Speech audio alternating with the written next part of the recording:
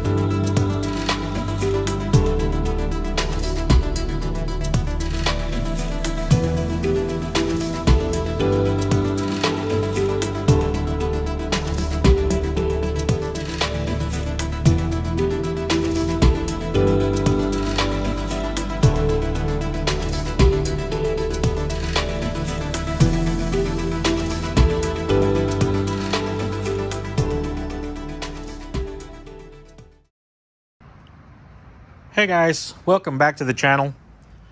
So in today's video, if you guys follow our other social media on Facebook, or if you follow us on Instagram, then some of you guys already know that we bought this Monte Carlo Super Sport from Chris Kamikaze on the Street Outlaw show. The car was used for filming of a street show that is airing right now.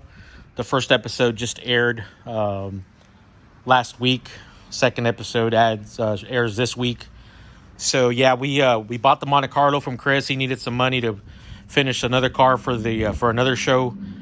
Same Street Outlaw show, but it's another show, different from this one. So the Monte Carlo, it's an '84 Super Sport Monte Carlo.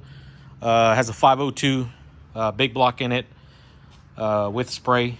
Has a induction solutions nitrous system on it. Really nice car. I know if you watch the episode, Chris called it a turd. I guess it's a turd in terms of the stuff that they normally race, but this car is a street car. The motor is very mild, maybe 10.5 to 1 compression engine. It has a 4L80E transmission in it. Only has 373s, has an 8.8 Mustang rear end under it. So, yeah, I mean, the car's really nice. It's got a few little battle scars here and there.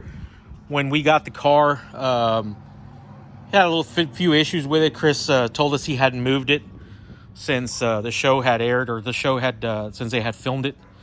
So the car was just parked in the shop, so he hadn't been driving it around. But yeah, other than that, I mean, it's a good street car, pretty clean. Of course, no AC. But it's a real nice car, man. They cleaned up the firewall really nice. The big block sits in there really, really nice. The motor runs nice and cool all day. So the plan for tonight is we're going to take it down to the local racetrack, and we're just going to go make a few hits with it. I don't know if we're going to go full quarter with it. We might just run eighth with it, depending on how we feel the brakes. The brakes, it's got wheel woods on it, but they're manual. So it feels a little tough to stop it. But we'll see. We'll see how it goes when we get there. So, yep, we're going to take it out there. And let's just see what it does, man. I mean, honestly, we're not going out there to set any world records or to set the world on fire or anything like that. All we're going to do is just go out there and make a few street hits with it, just like if it was the ZL1 Camaro or one of the Hellcats, or again, this is just a street car, so it doesn't have a cage in it or nothing. So we're just gonna go out there and just make a few street hits, just a few hits with it. It's on a drag radial tire. We're just gonna knock a little bit of air down, and yeah, so we'll go out there and see what she does. And again, if you watch Street Outlaws, this car was belonged to a Chris Kamikaze, the guy that had the El Camino. The Elky is what they called it. And again, he bought the car just for the show that they're doing right now, that's on TV right now. So yep, so let's go out there to the track and let's see what it does.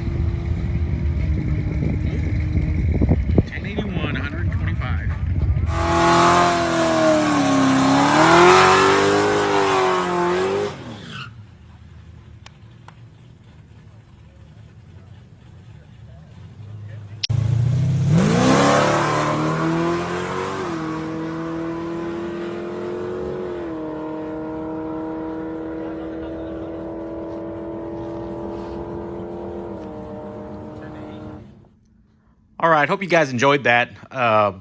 We had a lot of fun taking the car out to the local track. I was while doing the editing, I noticed I was breathing a little bit hard. Guy just got over COVID. Guys had COVID for about a week and a half. So just getting over it. So anyway, yeah, I just wanted to clear up some things, some rumors and things that have been going around on the internet. Somebody on there posted that Chris borrowed the car. Some other guy posted that Chris rented the car. None of that is true. The car belonged to a guy named Joe Barter, also in Oklahoma, who was a good friend of Chris. That's who built the car. And then Chris took it and did some work to it. I mean, all you got to do, guys, is go to Chris Kamikaze's Instagram. Okay, just go to his Instagram, and there's a lot of information on there on the work they were doing to the car, suspension-wise, right? So the other thing was that somebody said that we paid $28,000 for the car. I don't even know where people get this information. I gave Chris listed the car on his page. Chris has 400,000 followers on his page, and he listed the car for 30 grand. I bought the car that day. I mean, I messaged him and he said, "You're the first guy that messaged me," and I gave him every bit of $30,000 for the car. Okay.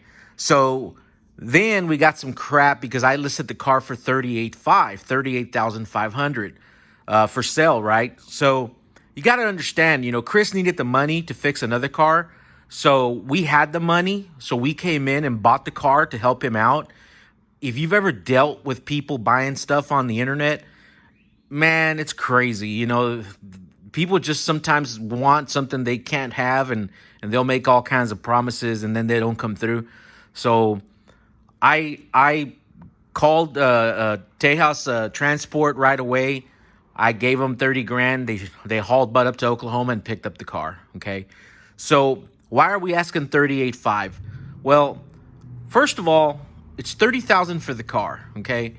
It's 5,000 for the wheels that are on the car. Okay. It's got $5,000 weld wheels on it with bead locks on it. Okay.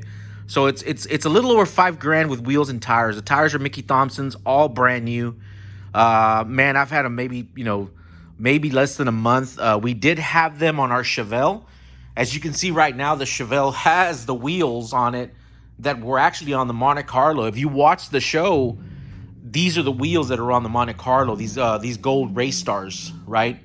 So, few things. When I bought the car from Chris, the car had a 8.8 Ford rear end with a Ford pattern in the back, okay? So I had to redo the axles for the Chevrolet pattern so we could bolt on the weld wheels, which were Chevrolet pattern on the Chevelle.